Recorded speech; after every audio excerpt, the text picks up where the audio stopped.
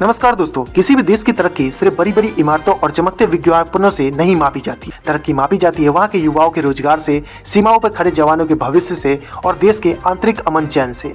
आज social media पर अच्छे दिन और विश्व गुरु जैसे शब्द को बहुत तैर रहे हैं, लेकिन क्या धरातल पर सब कुछ वैसा ही है जैसा दिखाया जा रहा है?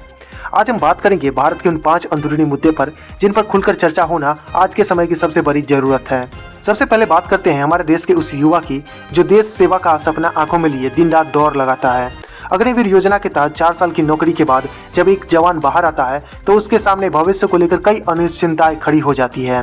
मात्र 22 से 23 साल की उम्र में जब करियर बनाने का समय होता है तब वह खुद को फिर से कतार में खड़ा पाता है। देश में बेरोजगारी का आंकड़ा किसी से छिपा नहीं है। युवा डिग्री हाथ में लेकर घूम रहा है, लेकिन रोजगार के साधन सीमित होते जा रहे हैं। थोड़ा आगे बढ़े तो देश के उत्तर पूर्वी राज्य मणिपुर से जो तस्वीरें और सब खबरें पिछले समय में आई है, उन्होंने पूरे देश को झंझोर कर रख दिया है। महीनों तक वहां की आंतरिक स्थिति तनावपूर्ण रही, इंटरनेट बंद रहा और लोग अपने ही देश में बेघर हो गए। क्या इस अशांति को समय रहते रोका नहीं जा सकता था?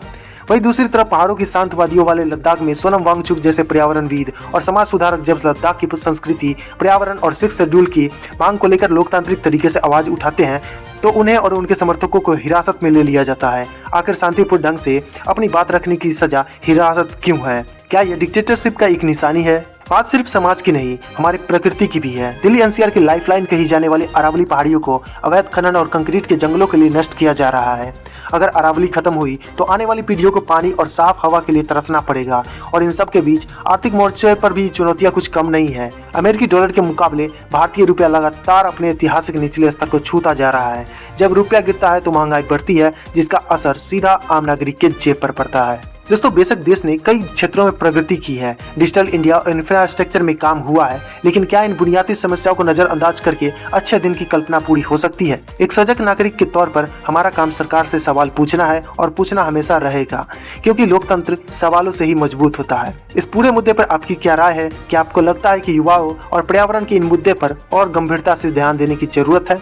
अपनी राय कमेंट सेक्शन में हमारे साथ जरूर शेयर कीजिए, वीडियो को लाइक कीजिए और चैनल को सब्सक्राइब करना बिल्कुल ना भूलें।